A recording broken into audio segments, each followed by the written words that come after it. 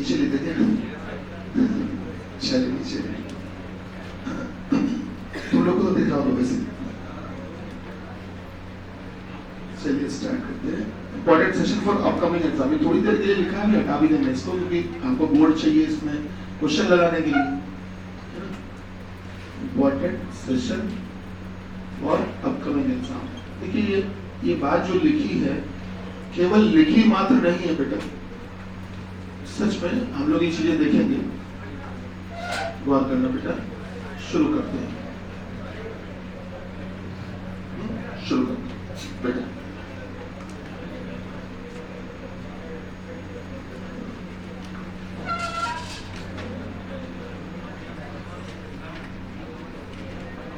Start करें। चलिए सवाल लिखना शुरू करिए, जल्दी जल्दी स्पीड से सवाल लिखना शुरू करिएगा बेटा।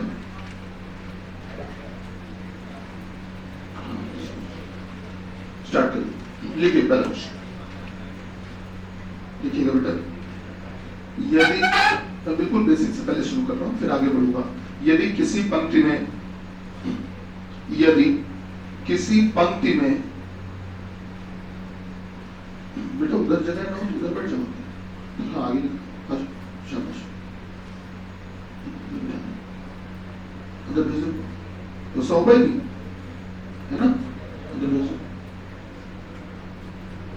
तो आपने लिखा यदि किसी पंक्ति में रवि का स्थान, यदि किसी पंक्ति में रवि का स्थान, यदि किसी पंक्ति में रवि का स्थान राइट मतलब दाहिने छोर से। आपने लिखा है किसी पंक्ति में रवि का स्थान राइट से 46वां है, 46 है, 46वां है,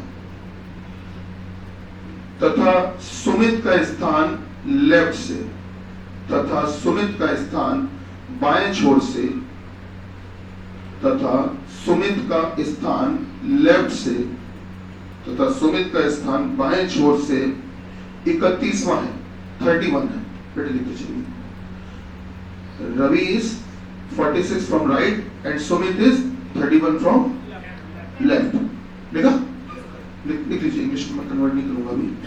Ravi is 46 from right and Ravi is 30, Sumit is 31 from left. लिख पाए? ठीक। जब ये दोनों आपस में अपने स्थान बदल लेते हैं, when they interchange their positions, जब ये दोनों आपस में अपने स्थान बदल लेते हैं, when they interchange their positions, जब ये दोनों आपस में अपने स्थान बदल लेते हैं, जब ये दोनों आपस में अपने स्थान बदल लेते हैं, तब रवि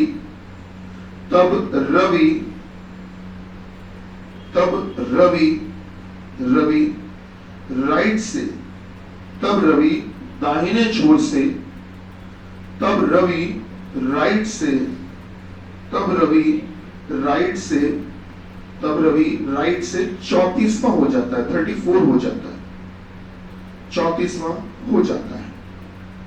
तो बताइए अब बेटा डैश लगा के नीचे हम लोग नई लाइन से लिखेंगे। सर डैश लगा दीजिए, सर डैश लगा के नीचे नई लाइन से हम लोग लिखेंगे। पहला लिखिएगा, स्थान परिवर्तन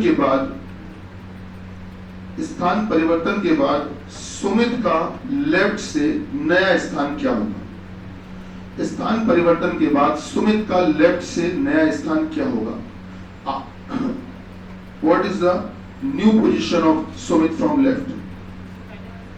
बेटा पहले लिखा आपने स्थान परिवर्तन के बाद सुमित का लेफ्ट से नया स्थान क्या होगा, ये लिखा है ना शायद। पहला नहीं लिख पाएगा,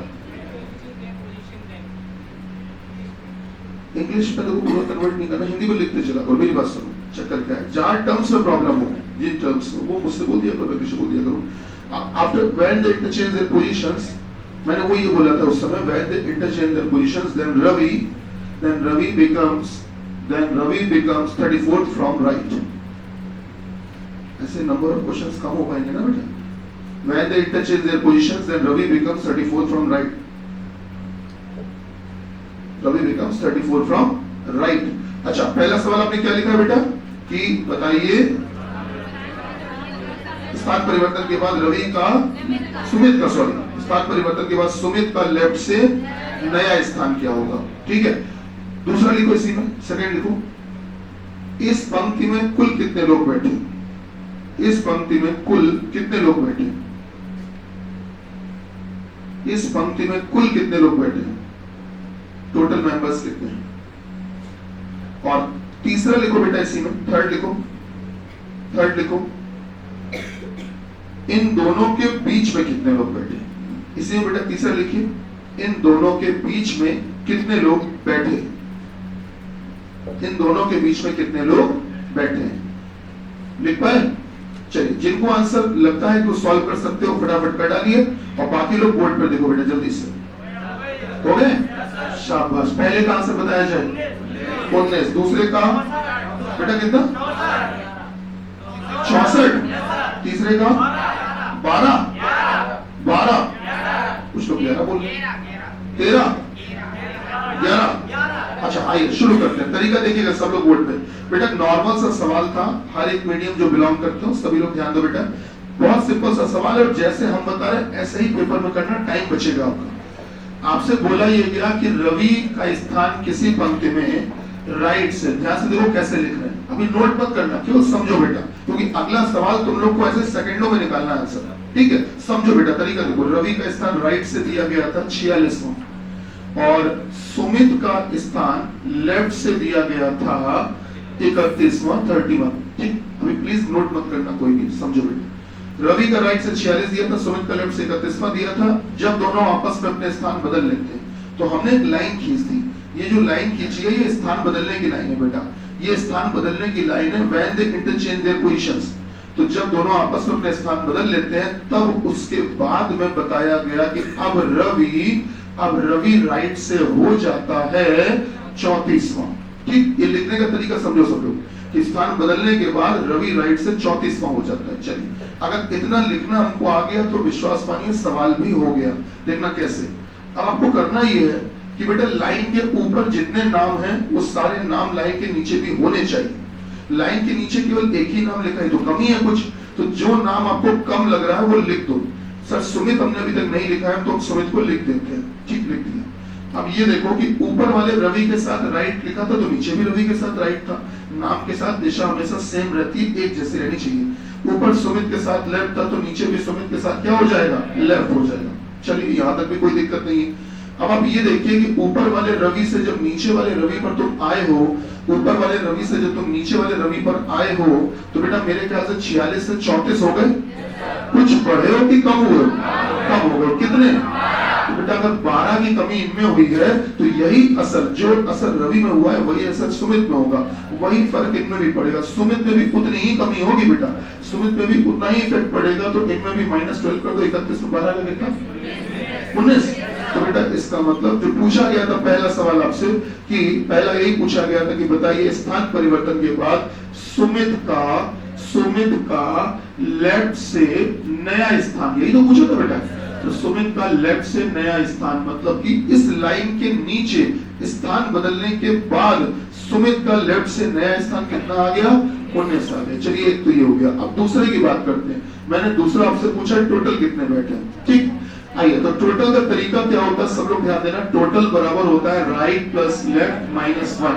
बट यहाँ पर एक छोटी सी शर्त रहेगी, जब भी स्थान बदलने वाले सवाल मिले तो एक छोटी सी शर्त हम आपको दे रहे हैं। शर्त क्या है कि ये दोनों ही जो राइट और लेफ्ट दिए गए हैं बेटा, ये दोनों ही राइट तथा लेफ्ट जो दिए गए हैं, ये दोनों ही राइट तथा लेफ्ट अलग अलग तरफ के होने चाहिए।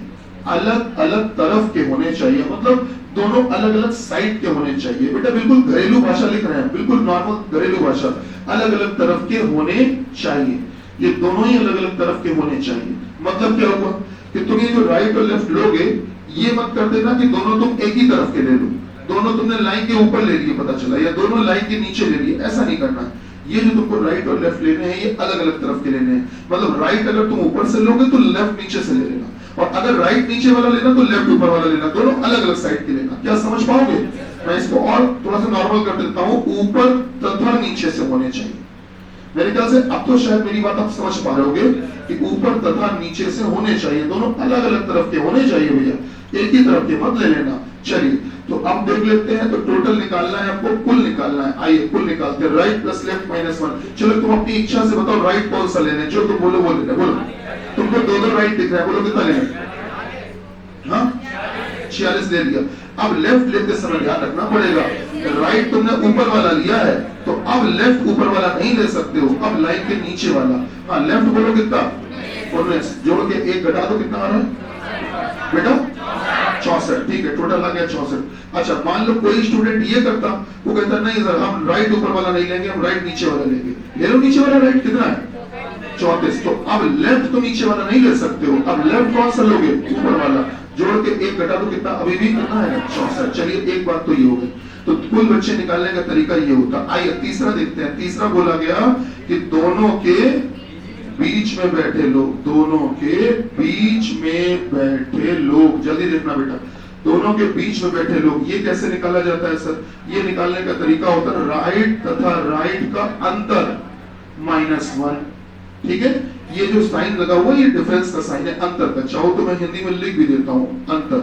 तो बेटा राइट और राइट का अंतर -1 कर दो, या फिर हाँ शाबाश, लेफ्ट तथा लेफ्ट का अंतर -1। दोनों में से कुछ भी कर सकते हो, जो आपकी इच्छा हो। राइट तथा राइट का अंतर -1 या फिर लेफ्ट तथा लेफ्ट का अंतर -1। आइए देखते हैं, दोनों के बीच में बैठे लोगों को निकालने। तो राइट तथा राइट का अंतर देखो, ऊपर में राइट की वैल्यू कितनी थी? 46, नीचे राइट की वैल्यू कितनी थी? 34। 46 34 का अंतर निकालो जरा। 46 34 का अंतर कितना? 12 में से 1 घटा दो, कितना है? 11। सही है। अच्छा मान लो तुम लेफ्ट तथा लेफ्ट का अंतर करते, तो लेफ्ट की वैल्यू ऊपर कितनी थी? 31, नीचे कितनी? 19। तो लेफ्ट और लेफ्ट का अंतर -1 अभी भी कितना आएगा? 11। चलिए अब नोट मत करिएगा, थोड़ी जगह छोड़ दीजिए, फुर्सत से नोट करना। लिखो सवाल नया, आराम से नोट करना, बिगाड़ेंगे नहीं, परेशान ना हो। और सवाल को ऐसे ही लिखना शॉर्टकट में जैसे हमने लिखा था। प्लीज देखो बेटा, जैसे हम लिख रहे थे ऐसे ही, पूरी भाषा कहानी मत लिखना, ऐसे ही शॉर्टकट में लिखना। लिखने का तरीका ही सब कुछ है। शुरू करें। सीता राइट से 51, सीता राइट से 51 नहीं लिख पाए। फिर लिखो नीचे गीता लेफ्ट से 23, गीता लेफ्ट से 23 लिख पाए?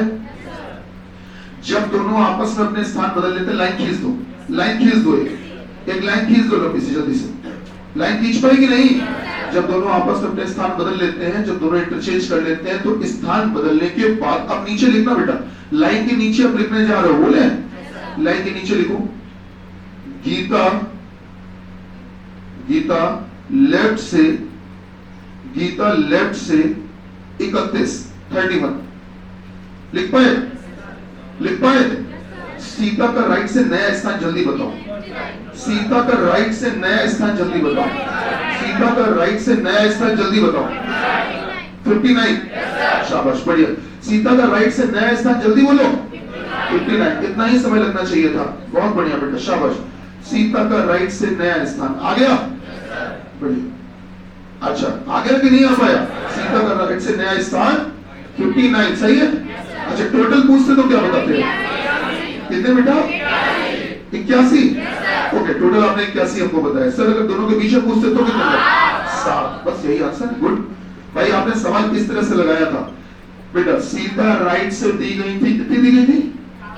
51 दी गई थी। अच्छा गीता जी लेफ्ट से कितनी दी गई थी बेटा? 23 दी गई थी। दोनों जब आपस में स्थान बदल लेते हैं तो बदलने के बाद गीता अब दी गई है लेफ्ट से 31।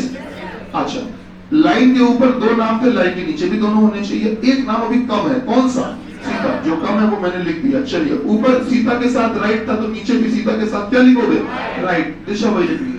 तो जब ऊपर वाली गीता से नीचे वाली गीता पर आए तो 23 से 31 हो गए। कुछ बढ़े कि घटे? बढ़े। कितना? 7 क्या था? 8 बढ़े। तो बेटा जो असल गीता में हुआ वही असर सीता में होगा, तो इनको भी 8 ही बढ़ा दो। तो जो आप आंसर बता रहे थे सही बता रहे थे बेटा, शाबाश। 59 बिल्कुल सही। चलो आपने किसी का राइट से न्याय स्थान तो बता दिया। अब पूछा जाता है कि टोटल कितने, तो टोटल का सीधा सा हिसाब किताब है, राइट प्लस लेफ्ट माइनस 1। तो राइट लेफ्ट लेना है, लेकिन एक ही तरफ का मत ले लेना, दोनों अलग अलग साइड के लेना।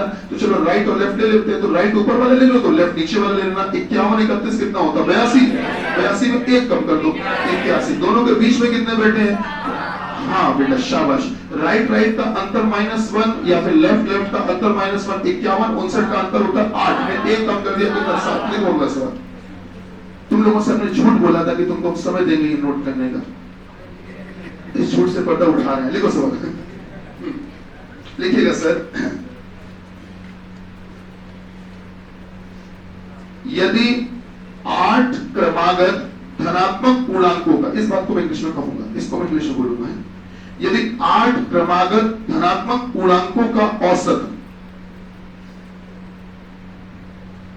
यदि 8 क्रमागत धनात्मक पूर्णांकों का औसत, यदि 8 क्रमागत धनात्मक पूर्णांकों का औसत 37.5 हो, 37.5 हो, 37.5 हो, 37.5 हो, 37.5 हो, तो बताइए कि सातवीं सबसे बड़ी संख्या, तो बताइए कि सातवीं सबसे बड़ी संख्या, अभी सवाल खत्म नहीं हुआ, तो बताइए कि सातवीं सबसे बड़ी संख्या, सातवीं सबसे बड़ी संख्या और पहली सबसे छोटी संख्या, और पहली सबसे छोटी संख्या और पहली सबसे छोटी संख्या का गुणनफल क्या होगा, का गुणनफल क्या होगा, का गुणनफल क्या होगा। If the average of, if the average of 8 consecutive, if the average of 8 consecutive positive integers, if the average of 8 consecutive positive integers is 37.5, is 37.5, 37.5, then what is the product? Then what is the product of? Then what is the product of 7th largest and first smallest number? Then what is the product of 7th largest and first smallest number?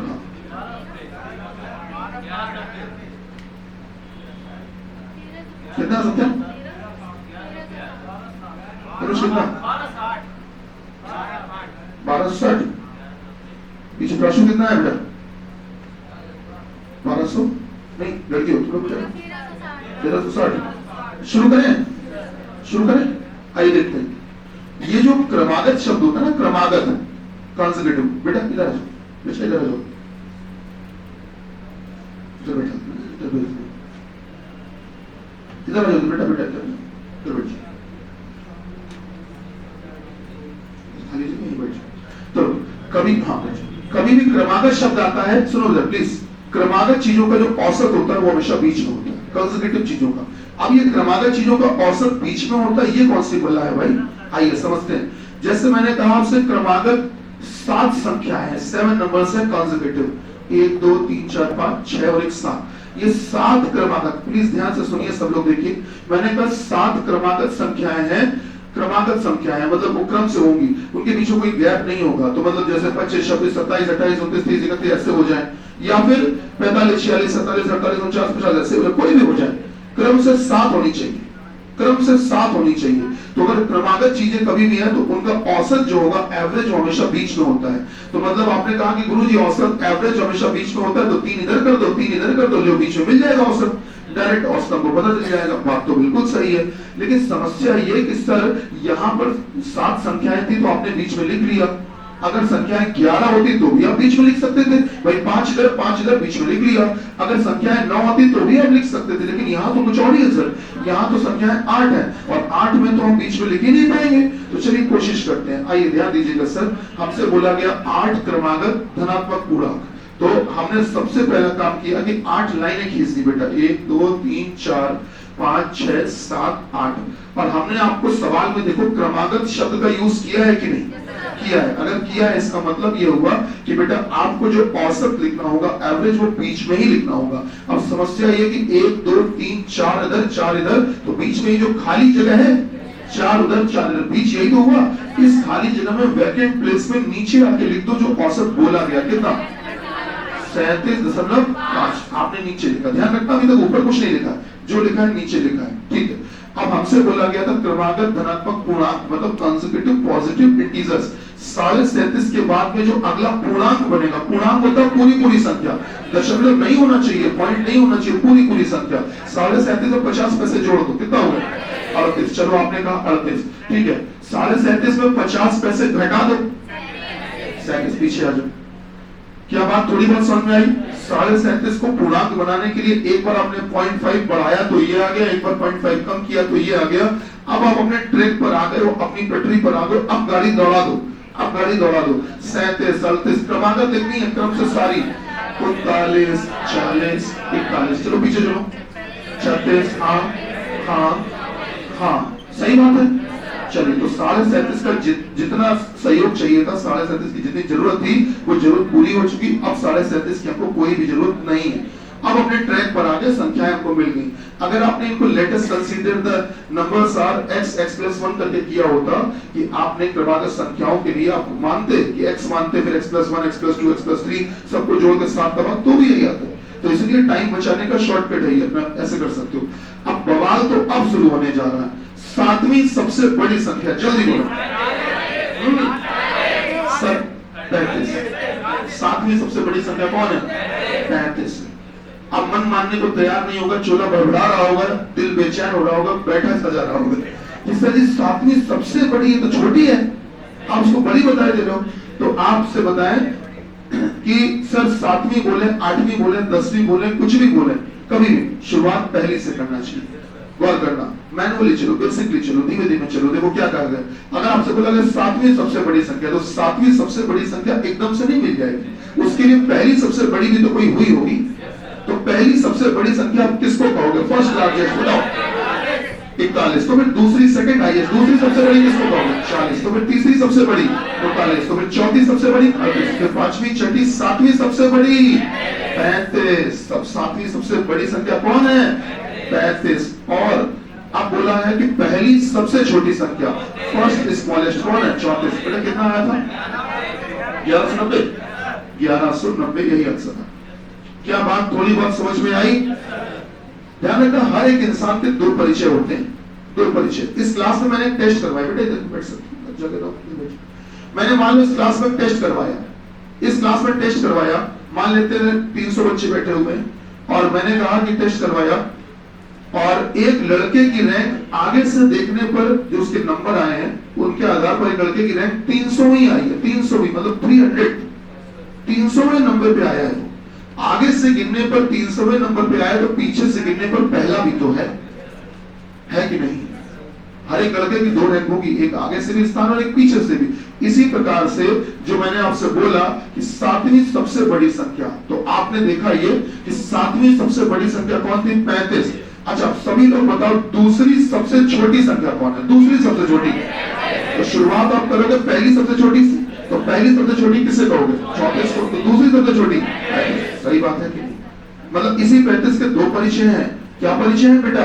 7वें number पर तो सबसे बड़ी है और दूसरे number पर सबसे छोटी है। नहीं समझ में आया? अगर आ गया तो एक बात का जवाब जल्दी से दो।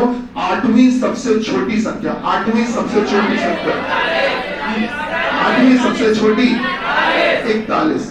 अच्छा नहीं लग रहा होगा बोलने में, अरे छोटी कहा, वो तो बड़ी है। लेकिन आप कॉमन सेंस लगाइए, मैंने सबसे छोटी नहीं बोला, मैंने 8वीं सबसे छोटी बोला। 8वीं का कुछ तो मतलब होगा सर, 8वीं बोले, 10वीं बोले, कुछ भी बोले, शुरुआत हमेशा पहली से करना। तो पहली सबसे छोटी किसे कहोगे? 34। तो फिर दूसरी, तीसरी, चौथी, 5वीं, छठी, 7वीं, 8वीं सबसे छोटी कौन? 40। नहीं समझ में आया? आ गया? अगर आ गया तो कोई पेन मत चलाना प्लीज, पेन मत चलाना, जल्दी सामने देखो और जवाब देना। तीसरी सबसे, पेन मत चलाना, तीसरी सबसे बड़ी संख्या, सोच पा रहे हो? तीसरी सबसे बड़ी संख्या और 7वीं सबसे छोटी संख्या, अब रुक जाना, और 7वीं सबसे छोटी संख्या, क्या क्या लिखा? तीसरी सबसे बड़ी और 7वीं सबसे छोटी संख्या दोनों का सम, दोनों का योगफल कितना है? योगफल कितना है? 79। 79 पक्का? क्या क्या जुड़वाया? 40 और 39 यही जुड़वाया है? शाबाश, बढ़िया। आ गया कि नहीं आया? चलिए अगला सवाल लिखिए। अगला लिखिए, एक बड़े ठोस घन को सॉरी एक बड़े ठोस घन को, अ सॉलिड लार्ज क्यूब, एक बड़े ठोस घन को, एक सॉलिड लार्ज क्यूब को, एक बड़े ठोस घन को बाहर की तरफ से चारों तरफ रंग दिया जाता है। एक सॉलिड लार्ज क्यूब को, एक बड़े ठोस घन को बाहर की तरफ से चारों तरफ रंग दिया जाता है। बाहर की तरफ से चारों तरफ रंग दिया जाता है। बाहर की तरफ से चारों तरफ रंग दिया जाता है, रंग दिया जाता है। और फिर इसे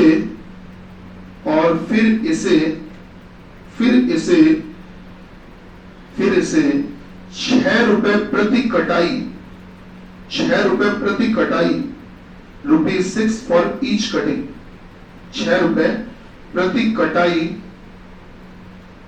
लिख पाए? 6 रुपए प्रति कटाई, ₹6 फॉर ईच कटिंग। तो 6 रुपए प्रति कटाई की दर से, फॉर्मूला देखने की नहीं हो रही अभी है, 6 रुपए प्रति कटाई की दर से इस प्रकार से काटा जाता है, की दर से इस प्रकार से काटा जाता है कि यह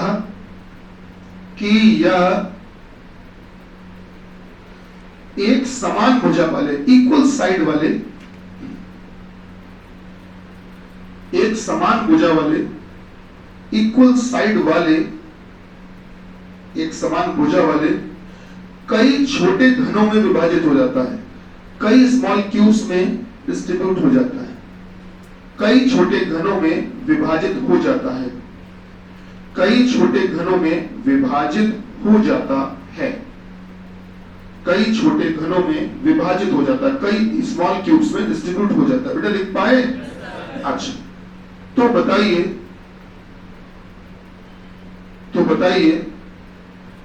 कि इसमें से, तो बताइए कि इसमें से,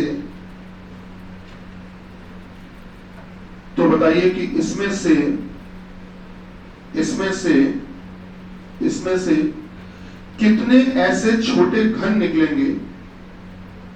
तो बताइए कि इसमें से कितने ऐसे छोटे घन निकलेंगे, कितने ऐसे छोटे क्यूब निकलेंगे,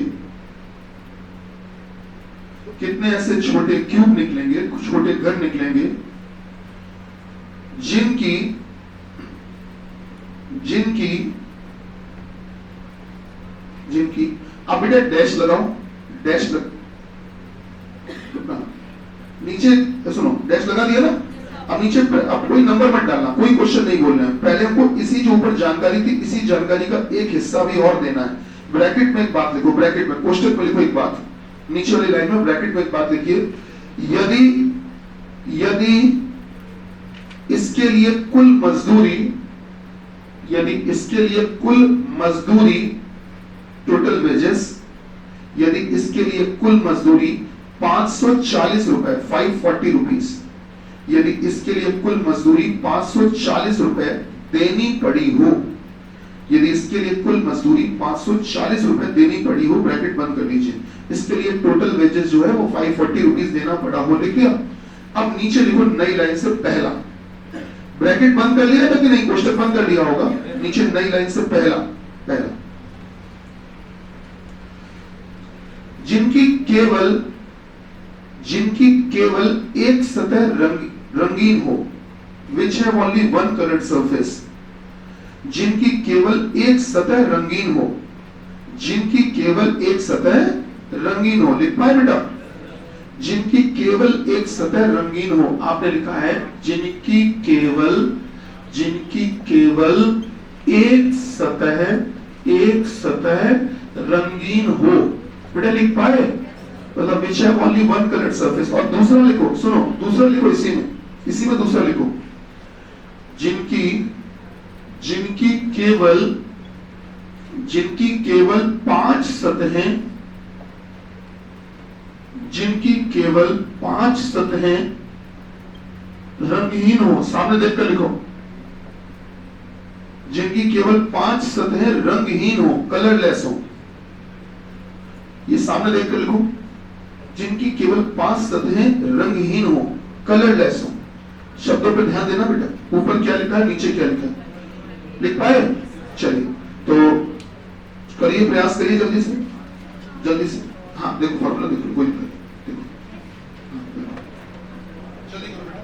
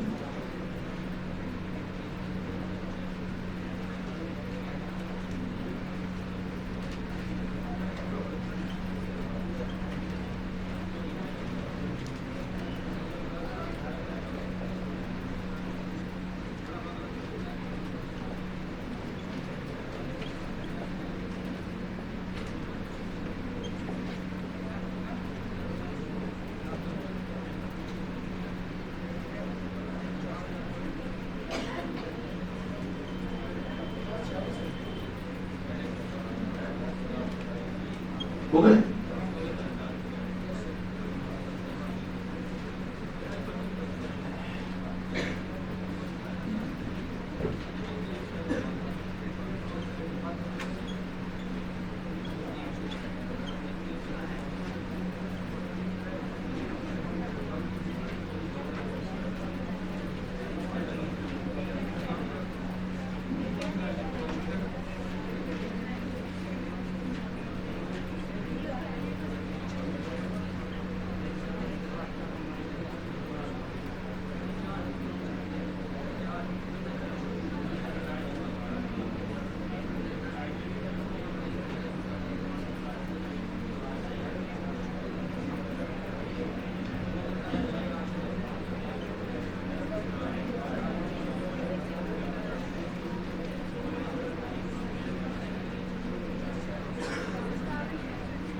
आगे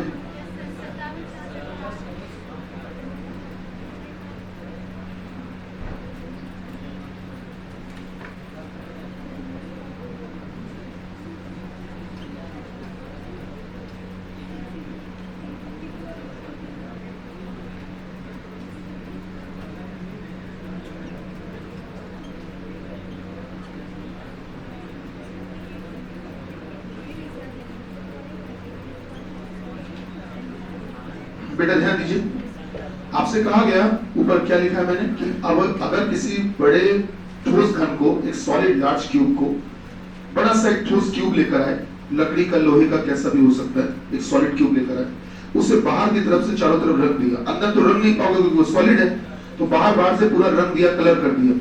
करने के बाद उसको काटा गया, ठीक है, काटा गया। लाइक पनीर की बात करें, मैं पनीर एग्जाम्पल इसलिए लेता हूँ क्योंकि पनीर का एग्जाम्पल थोड़ा इंटरेस्टिंग भी होता है और प्लस पनीर को काटना भी आसान होता है। और आमतौर पे जो हमारे आपके घरों में पनीर को काटा जाता है, वो नोटिस करना, जो सब्जी बनती है उसमें जो पनीर के पीस लिए जाते हैं वो ज्यादातर चौकोर ही होते हैं, चाहे हमारी मम्मी हो चाहे तुम्हारी मम्मी हो। क्या गलत तो नहीं कह रहे? मेरे ख्याल से बहुत ही रेयर शायद ही कहीं ऐसा होता हो जब गोल काटते हो, अदरवाइज चौकोर ही काटते हैं, जहां तक मेरा मानना है। तो अब इसमें तुम अपवाद मत ढूंढने लग जाना, नहीं सर हम तो त्रिभुज के आकार के काटते हैं और टेस्ट वैसे ही आता है। अरे यहाँ पर ये कोई बहस नहीं चल रही है। मेरा कहने का मतलब है, हमने क्या किया कि मार्केट गए, पनीर का एक चौकोर क्यूब, एक बड़ा सा पीस लेकर आ, उसको हमने क्या किया, कलर वाली बाल्टी में कलर रंग घोला और उसमें डुबो दिया, डुबोकर बाहर निकाला। अब देखा जाए तो पूरा चारों तरफ से बाहर कलर हो गया होगा। अब हमने उस पनीर को रखा, ऐसे काटा, तो बेटा पहले ऐसे खड़े खड़े ऐसे वर्टिकली काटेंगे, फिर बेटा इस तरह से वर्टिकली काटेंगे, फिर ऐसे हॉरिजॉन्टल क्षैतिज काटेंगे। तो बताओ छोटे छोटे पीस निकल आएंगे कि नहीं निकल आएंगे? क्या ये बात आप अज्यूम कर पा रहे हो, कल्पना कर पा रहे हो बेटा? छोटे छोटे पीस निकल आएंगे। वो जो छोटे छोटे पीस निकलेंगे उनके लिए ही आपको ये फॉर्मूले दिए जाते हैं कि कितने ऐसे छोटे पीस निकलेंगे जिनकी 3 सतह रंगी। तो शुरुआत करते हैं, फटाफट नोट करिएगा। जिनकी 3 सतह रंगी हो, विच हैव 3 कलर्ड सरफेस। शाबाश बेटा शाबाश। जिनकी 3 सतह रंगी हो, इंग्लिश में कह सकते हो which have 3 coloured surface, which have 3 coloured surface. इसका आंसर हमेशा कितना आएगा? 8 आएगा। Very good. दूसरा आता है जिनकी 2 सतह रंगी हो बेटा। हाँ बोलो क्या कह रहे हो? n-2 into 12। वेरी गुड बेटा, n-2 into 12। मतलब आपने कहा कि which have only 2 colored surface, जिनकी 2 सतह रंगी, उसका फॉर्मूला होता है n-2 into 12। तीसरे में मदद करिए हमारी, जिनकी 1 सतह रंगी, क्या कहना चाहोगे? शाबाश, n-2 का whole square into 6। Very good बेटा, बहुत बढ़िया। जिनकी एक भी सतह ना रंगी, होल क्यूब। जिनकी एक भी सतह ना रंगी हो बेटा, जिनकी एक भी सतह ना रंगी हो, एक भी सतह ना रंगी हो, which have no colored surface। जिनकी एक भी सतह ना रंगी हो, फार्मूला होता है n-2 का होल क्यूब। चलिए 4 तो ये हो गए। 5वें की बात करते हैं बेटा।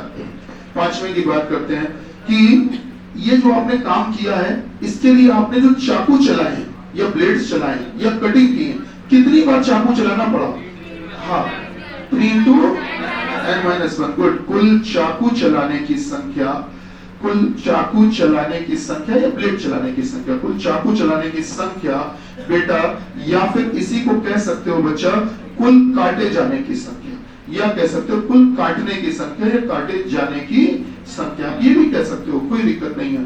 हाँ, ये बराबर होता है, आप लोग बता रहे हैं 3 into n-1। शाबाश बेटा, बढ़िया। अब आते हैं कि सर ये आपने बड़े बड़े तरीके से चाकू चलाकर छोटे छोटे पीस तो निकाल तो दिए आपने। अब सर इसके लिए आपको पैसे भी तो देने पड़ रहे थे। एक बार चाकू चलाने का रेट लग रहा था, मतलब प्रति कटाई की दर, मतलब एक बार काटने के लिए पैसे लग रहे थे, तो कुल मजदूरी भी तो लगी होगी। टोटल वेजेस या कुल खर्च कह सकते हो, या टोटल एक्सपेंडिचर कह सकते हो, या कुल मजदूरी कह सकते हो, तो वो होती है प्रति कटाई की दर इंटू 3 into n-1। शाबाश बेटा, प्रति कटाई की दर गुणे 3 into n-1। शाबाश बेटा। और आखिरी आ जाता है कि सर ठीक है, ये पूरा काट पीट के ऑपरेशन कर दिया आपने पूरा, तो कितने छोटे क्यूब निकले? हाँ, n क्यूब। कुल छोटे घनों की संख्या, total number of small cube जो निकलते हैं बेटा, कुल छोटे घनों की संख्या वो निकलेगी सर n क्यूब, वो निकलेगी सर n क्यूब। चलिए, अच्छा ये इतनी देर से n क्या है ये? हाँ, जहां पर n बराबर निकालने का तरीका है बड़े घन की भुजा बटे छोटे घन की भुजा, side of large cube upon side of small cube, side of large cube upon side of small cube, बड़े घन की भुजा बटे छोटे घन की भुजा। चलो बात सही है। अच्छा, अब अपने सवाल को पढ़ लेते हैं जल्दी से। क्या हमने सवाल में कहीं पर आपको बड़े घन की भुजा या छोटे घन की भुजा कुछ दी है? नहीं दिया। बस इतना दे दिया है कि सर प्रति कटाई की दर, हर बार चाकू चलाने का पैसा दे दिया हमने आपको। प्रति कटाई के लिए रेट कितना बोला है? 6 रुपए बोला, और कुल खर्चा कितना आया ये भी बता दिया। तो शायद इन दोनों की मदद से कुछ भला हो पाए हमारा। आओ देखते हैं सर। तो फार्मूला नंबर 6 देख लेते हैं। 6 में कहा गया कि कुल मजदूरी बराबर ये। तो एक काम करते हैं बेटा, क्या कुल मजदूरी की जगह रखने के लिए कुछ है तुम्हारे पास? कुल मजदूरी 540। चलो मैं यहाँ कहीं रख लेता हूँ। तो 540 गुणे प्रति कटाई की दर, तो प्रति कटाई 6 रुपए प्रति कटाई, तो प्रति कटाई की दर 6 रुपए गुणे प्रति कटाई की दर बराबर, तो बेटा क्या था? मतलब कुल मजदूरी बराबर प्रति कटाई की दर गुणे 3 into n-1। बेटा क्या समझ पा रहे हैं भाई? फार्मूला नंबर जो 6 था मैंने उसमें वैल्यू पुट कर दी। क्या रखी है? कुल मजदूरी की जगह कुल मजदूरी रख दी जो दी गई थी। उसके बाद में प्रति कटाई की दर की जगह प्रति कटाई की दर 6 रुपए रख दी गुणे 3 into n-1। 6 गुणे 3 18 करके इधर बटे में ले आओगे। 18 से 540 को काटोगे कितना आएगा? 30। तो 30 बराबर n-1, n बराबर कितना? 31, और n बराबर 31 आ गया। अब आपसे पूछा क्या था? सवाल पूछा बहुत अलग तरीके से था। जैसे कहा गया कि चाहे तो उनको शंकर कहो, चाहे भोले कहो, चाहे महेश कहो, चाहे कुछ भी कहो, है तो वही। आपको पता है सवाल मैंने लिखवाए 2 थे पर है वो एक ही। एक उसका घर का नाम है, एक सवाल का स्कूल का नाम है दोनों एक ही। पढ़िएगा, सवाल क्या था पहला, जल्दी बोलो। जिनकी केवल एक सतह रंगीन हो, यही था। तो जिनकी केवल एक सतह रंगीन हो, क्या 3 नंबर वाला सवाल मैंने पूछा था? 3 नंबर वाले फार्मूले में वैल्यू रख दो। तो n की जगह कितना रखवाओगे, जल्दी बोलो। n की जगह कितना रखवाओगे, जल्दी बोलो। 31। तो आपने n की जगह 31 रखवाया, तो बेटा ये हो जाएगा, क्या हो जाएगा? 31 माइनस 2 का होल स्क्वायर गुणे 6। हाँ, तो 29 का स्क्वायर, जल्दी बोल डालो। 841 गुणे 6 बराबर कितना? हाँ, 5046। तो 5046, ठीक है। तो ये तो आ गया अपने पूछे गए पहले सवाल का जवाब, 5046। देखो कैलकुलेशन सबको करना पड़ेगा, ये जिम्मेदारी आप लोगों की है। अगर तो हमसे ये उम्मीद करोगे गुरुजी 31 में से 2 घटा के तो बताओ कितना आएगा, और फिर से स्क्वायर वर्ग भी तो करके बताओ कि स्क्वायर होता कितना, कैसे निकलता है। प्लीज डोंट माइंड, ये हमसे पूछना भी नहीं और बताएंगे भी नहीं, और किसी और से भी ना पूछना। सही बता रहे हैं, सामने वाला मजाक अलग से उड़ाएगा। ये बेसिक चीज है, ये आपको पता होगी, नहीं है तो YouTube से देख लेना, मिल जाएंगे आपको। तो बेटा स्क्वायर करके गुणा 6 कर देना, 5046 आ गया। अच्छा चलो एक बात करते हैं, चाहे इस कमरे की बात करें, चाहे घन की बात करें, चाहे घनाभ की बात करें, कोई भी घन होगा क्यूब, या कोई भी क्यूबाइड होगा घनाभ, या ये कमरा होगा, सब कमरे में टोटल दीवारें होती हैं 6। कितनी होती है? 6। आप गिन सकते हैं सर। एक दीवार ये, एक सामने 2, एक ये 3, एक ये 4, एक ऊपर 5 और एक नीचे 6। सर कोई भी क्यूब हो, कोई भी क्यूबाइड हो, कोई भी घन, कोई भी घनाभ हो, कोई भी कमरा हो, हॉल हो, सब में टोटल सतह, टोटल सरफेस कितनी होती है? 6। 6 से ज्यादा नहीं होती है, 6 से कम भी नहीं होती। अब मैंने आपसे कहा पहले सवाल में कि जिनकी केवल एक सतह रंगी हो, सोचना 6 थी, 6 में केवल एक सरफेस पे कलर हुआ, केवल एक पे कलर हुआ, केवल एक सतह रंगी हो। तो अगर केवल एक सतह रंगी होगी तो बाकी की 5 तो बिना रंगी होगी। तो मतलब पहले सवाल में पूछा कि केवल एक रंगीन हो, आपने बता दिया हमको 5046। तो जिस समय एक रंगी होगी उसी समय 5 बिना रंगी भी तो होंगी। सवाल दूसरा पढ़िए, इसका मैंने क्या बोला था? 5 सतह रंगहीन हो। बेटा रंगहीन और रंगीन में अंतर होता है। रंगहीन का मतलब जिनमें कलर ना हुआ हो। तो कितने में कलर ना हुआ? 5 पे। तो अगर 5 पे कलर ना हुआ हो तो इसका मतलब हुआ कितने पे हो? 1 पे।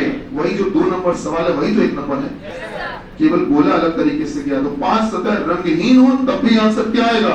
5046। और 1 सतह रंगीन हो तब भी आंसर क्या आएगा? 5000। नहीं समझ में आया?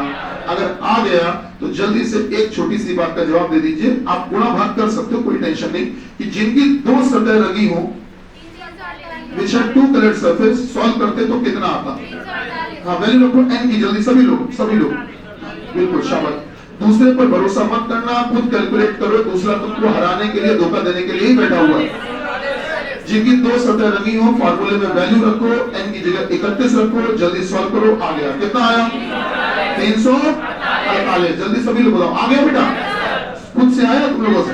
चलो 348 बेटा आ गया। चलिए बात को आगे बढ़ाते हैं, लिखिए अगला सवाल जल्दी से बोला जाए, लिखिएगा। यदि ए बेटा, ये ABCD बोल रहे हैं ना, यदि ए बी का बेटा है, यदि ए बी का बेटा है, कॉमा लगाइए। यदि ए बी का बेटा है, कॉमा लगाइए, जो सी की माता है, जो सी की माता है, जो सी की माता है, सी की मम्मी है, लिखा, जो सी की माता है, कॉमा लगाइए फिर से। जो क्यू का इकलौता, रुकना, जो क्यू का भाई है, ऐसे लिखो, जो क्यू का भाई है, जो क्यू का भाई है, जो क्यू का भाई है, जो क्यू का भाई है, फिर से कॉमा लगाओ, फिर से कॉमा लगाओ। जो डब्ल्यू की संतान है, जो डब्ल्यू की संतान है, जो डब्ल्यू की संतान है, बेटा लिख पाए? जो डब्ल्यू की संतान है, कॉमा लगाओ। कॉमा लगाओ,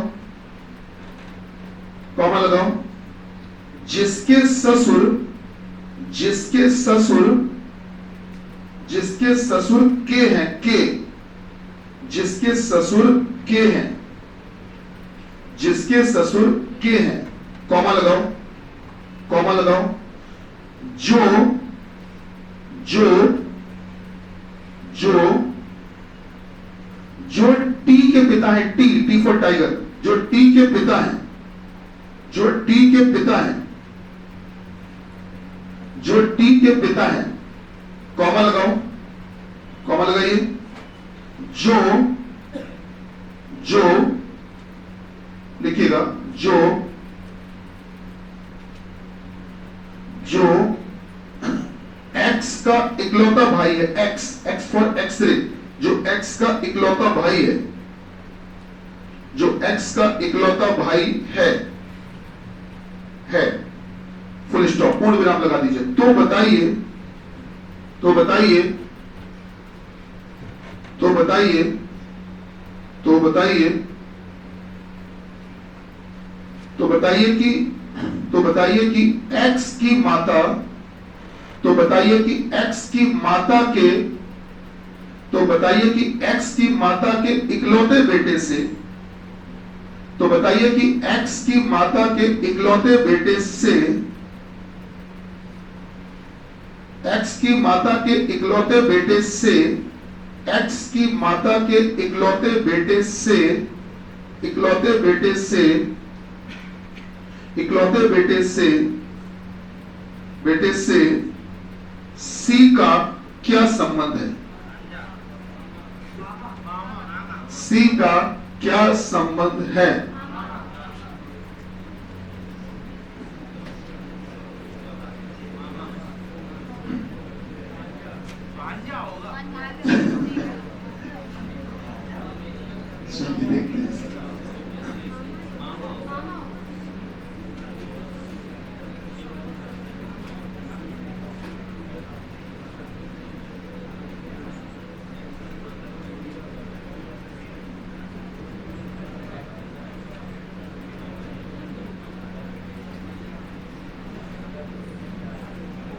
इसमें बहुत सारे जो बोल दिए गए ना, लेकिन परेशान ना हुई, बिल्कुल नॉर्मल चीज। आंसर है भांजा, आंसर है भांजा। ध्यान से सुनिएगा बेटा, गौर करिए, तरीका देखना। जैसे मैंने सवाल क्या बोला था, जरा शुरू से बोलो, क्या था बेटा? यदि ये बी का बेटा है, आगे बोलो, जो सी की माता है। बस बस बेटा एक मिनट, सी की माता है, जो क्यू का भाई है, जो डब्ल्यू की संतान है, जिसके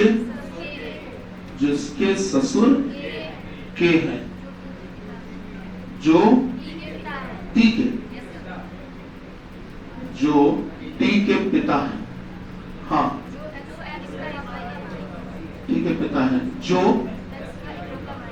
जो एक्स का इकलौता भाई है। यही तो है, सवाल खत्म। इकलौता भाई है। अब जो पूछा गया वो भी आपसे डिस्कस कर लेंगे, जो पूछा है उसको भी देख लेंगे। फिलहाल इसकी बात करो बेटा, गौर करो, ध्यान से देखो, सभी लोग देखो बोर्ड पे बेटा, कभी भी गौर करना, चाहे आप इंग्लिश में क्वेश्चन को पढ़ रहे हो चाहे हिंदी में पढ़ रहे हो, दोनों की बात करते हैं। तो ये जो शब्द मिलता है, जो जिसे, जिसका, जिससे, जो जिसे, जिसका, जिससे, कभी भी शब्द मिल जाए, या इंग्लिश में कह सकते हो हु, whom, whose, कभी भी ये वर्ड मिल जाए, ये शब्द हमेशा उस व्यक्ति के लिए इस्तेमाल होता है जो व्यक्ति इस शब्द के पास में है, नजदीक में है। और पास में देखने के लिए आपको इस शब्द के दाहिनी तरफ कभी नहीं देखना है, कभी भी राइट साइड में नहीं देखना है, हमेशा शब्द के बाईं तरफ देखना है, शब्द के लेफ्ट साइड में ही देखना है। तो इस जो शब्द से बाईं तरफ चलोगे तो चलते जाओ चलते जाओ चलते जाओ, मतलब ज्यादा पास में बी मिलेगा कि ए मिलेगा? तो इसके ज्यादा पास में बी मिलेगा, तो जो ज्यादा पास में मिलेगा बात उसी के लिए हो रही है। तो इसका मतलब ये जो बोला गया है ये किसके लिए बोला गया? बी के लिए। जो को काट कर आप बी लिख सकते हो, लिख दिया बेटा? अच्छा, इस जो से जरा आगे की तरफ चलो, इस जो से जरा आगे की तरफ चलो तो बताओ पास में कौन मिलेगा, सी। तो इसका मतलब ये जो किसके लिए बोला गया, सी के लिए। इस जो से जरा आगे की तरफ चलो तो बताओ कौन मिलेगा, क्यू। तो ये बोला गया है क्यू के लिए। अच्छा, जिसके, मैंने क्या कहा था, जो, जिसे, जिसके, जिससे, तो जिसके के ज्यादा पास में कौन है, डब्ल्यू। तो बेटा जिसके हटा के यहाँ पर लिखो डब्ल्यू के, है ना, डब्ल्यू की। फिर क्या बोला गया, जो। अब ये जो किसके लिए, के के लिए, तो जो हटाइए के लिख दीजिए। अच्छा, इस जो से जब देखोगे इधर की तरफ चलोगे तो मैंने कहा था टी मिलेगा शायद, अरे ये लाइन इधर जोड़ लेना, है ना। तो बेटा ये जो किसके लिए, टी के लिए। तो ये कहानी कुछ इस प्रकार से हुई। क्या बात, थोड़ी बात समझ में आई।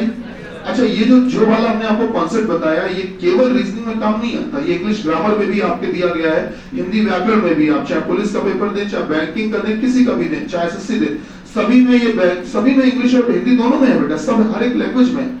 जैसे कहा गया कि राहुल सीता के साथ घूमने गया, या राहुल सीता के साथ कानपुर गया, राहुल सीता के साथ कानपुर गया जो लखनऊ में रहता है। इस सेंटेंस में कमी है, गलती है, एरर है। राहुल सीता के साथ कानपुर गया जो क्या बोला, जो लखनऊ में रहता है। क्या होगा, रहती है, क्योंकि ये जो बोला गया ये सीता के लिए बोला। क्या मेरी बात समझ पा रहे हैं बेटा। तो मेरा कहने का मतलब ये है सर कि यहाँ पर जो भी आपको जो शब्द देखना है वो नजदीक वाले के लिए देखना। चलिए कार्यक्रम शुरू करते हैं। यदि ए बी का बेटा है, यदि ए बी का बेटा है,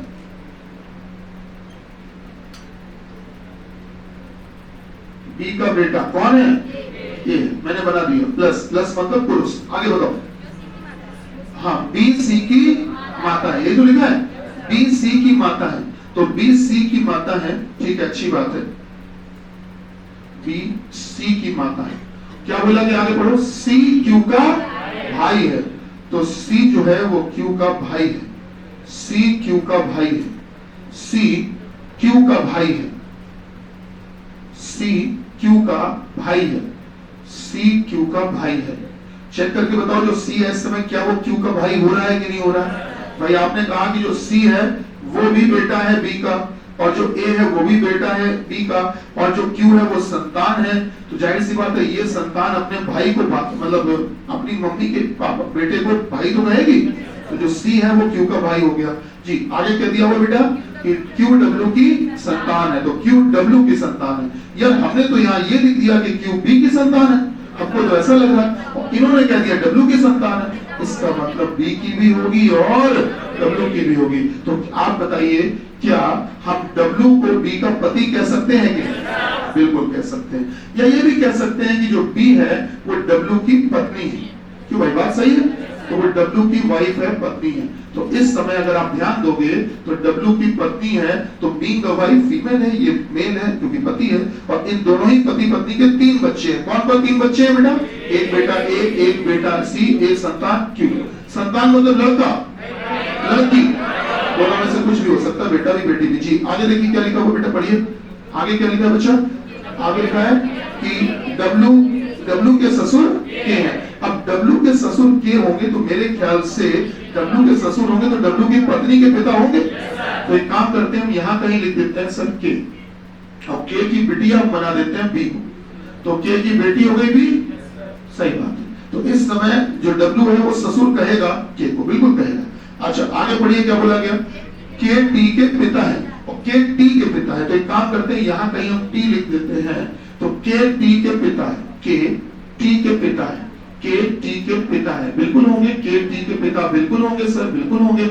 आगे पढ़िए बेटा, बोला गया टी एक्स का इकलौता भाई है। जो टी है ना वो एक्स का इकलौता भाई है, तो टी एक्स का इकलौता भाई है। तो ध्यान दीजिएगा इस समय हमने ये कहानी या स्ट्रक्चर क्या बनाया आपके सामने, नोटिस करिएगा बेटा।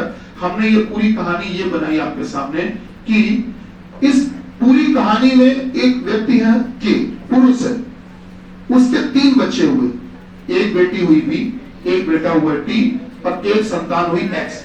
इन तीनों बच्चों में से बी की शादी की गई है, और किसके साथ की गई है? डब्ल्यू की। अब बी और डब्ल्यू की शादी हो गई तो इनके भी 3 बच्चे हुए, एक बेटा ए, एक बेटा सी, एक संतान क्यू।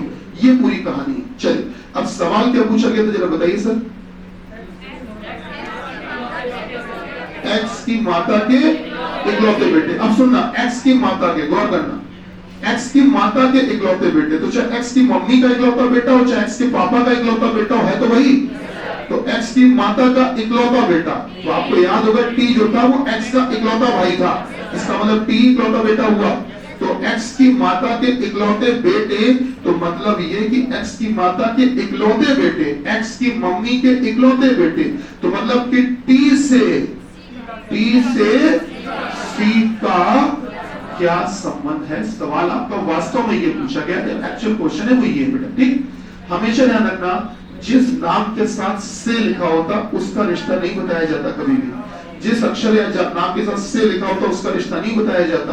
तो फिर बताना किसका है, सी का, कि जो सी है वो क्या लग रहा है आपको, ये सी की तरफ बताना। तो जो सी है वो टी का क्या लगेगा, तो टी की बहन का बेटा है, तो टी की बहन का बेटा तो क्या लगेगा, भांजा। सब आंसर आया भांजा। क्या बात थोड़ी बहुत समझ में आई।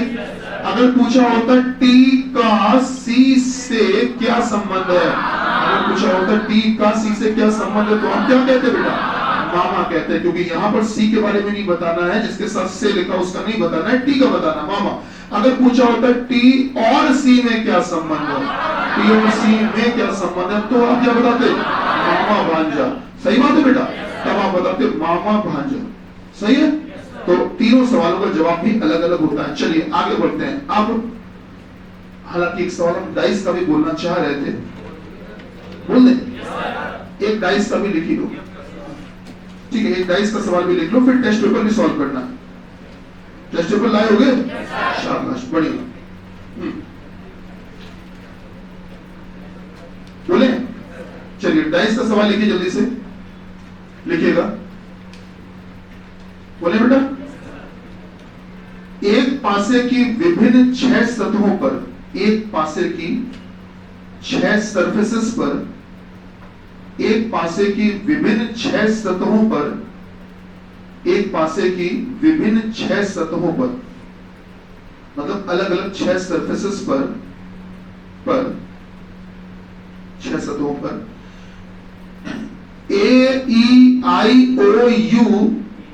A-E-I-O-U 5 वॉवेल होते ना, 5 स्वर, वही लिखना है क्रम से, A-E-I-O-U तथा W, A-E-I-O-U तथा W अक्षर लिखें। A-E-I-O-U तथा W अक्षर लिखें, अक्षर लिखें। आगे लिखो, इस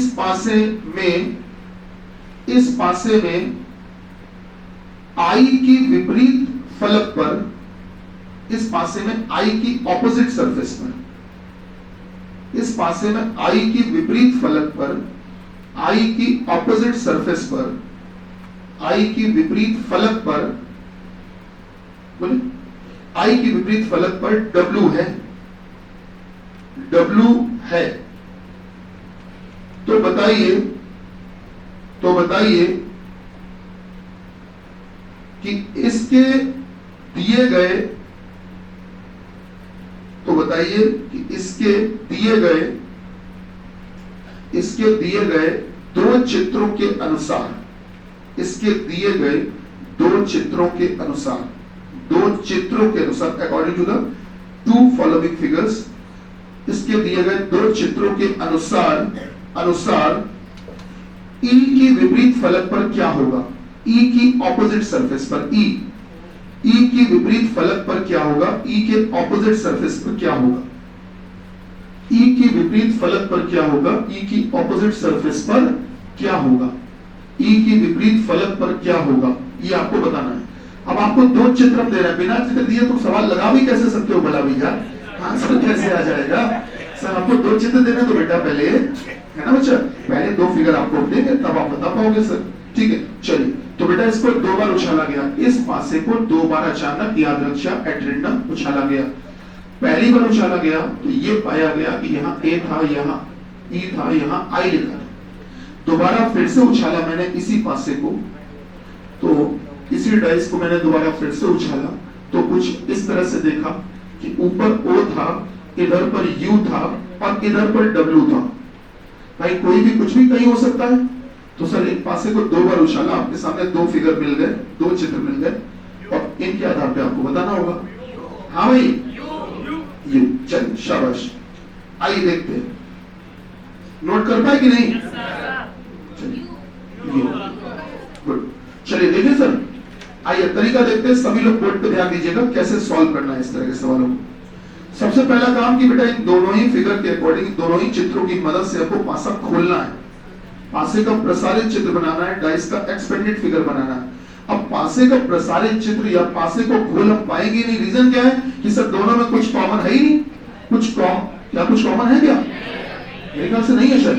अच्छा, दोनों में अगर कॉमन होता तो हम आराम से पासा खोल सकते थे।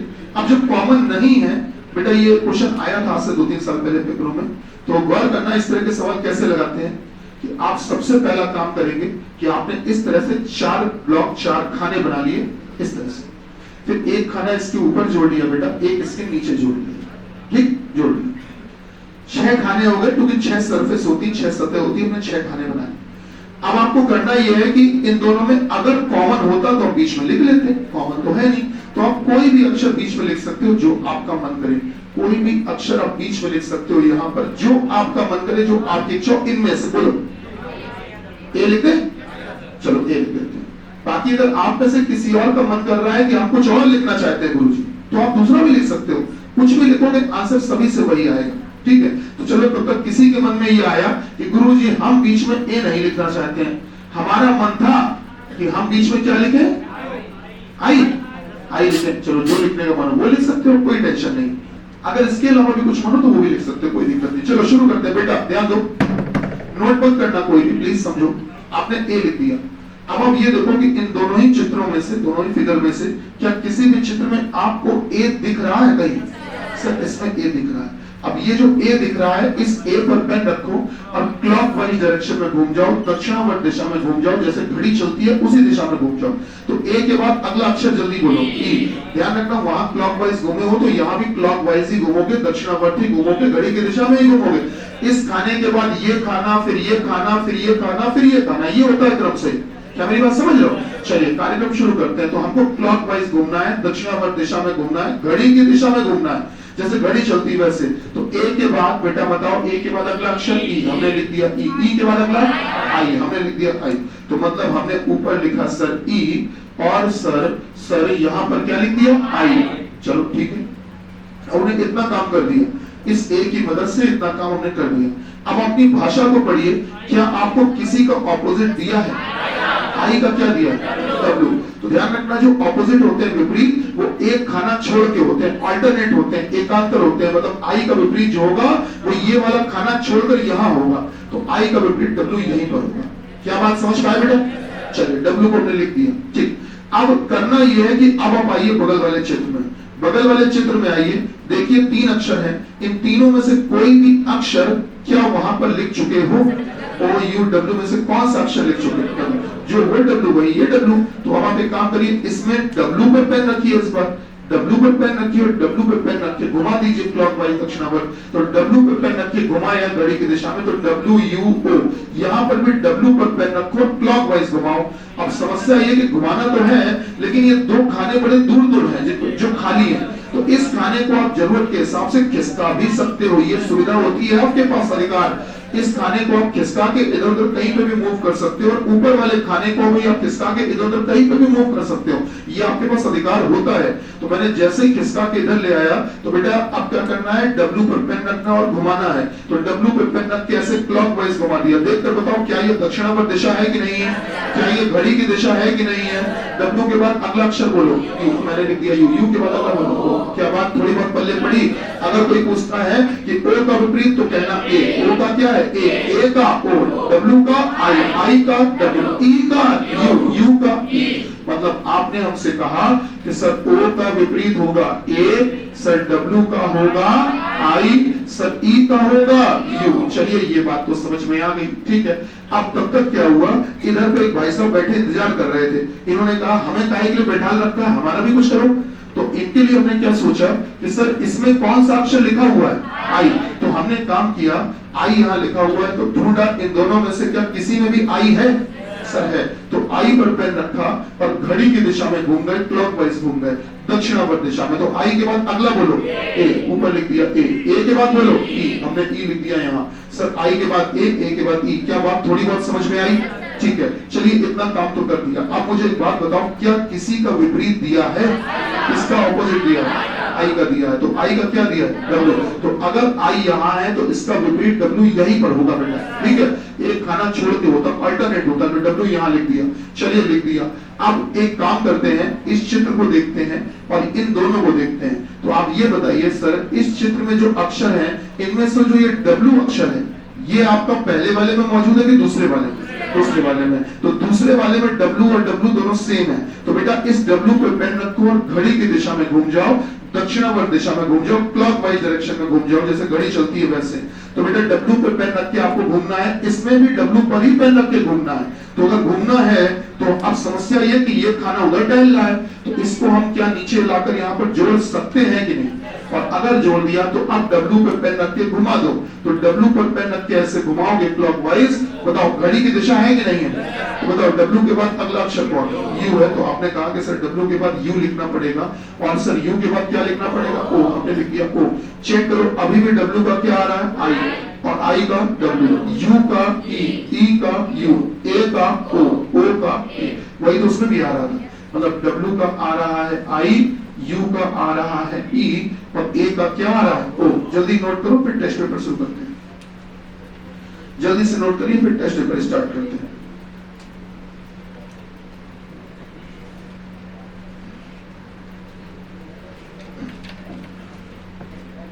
जल्दी से नोट करिए, फिर टेस्ट पेपर शुरू करते हैं। नोट हो गया? चलिए निकालिए टेस्ट पेपर, पहला वाला।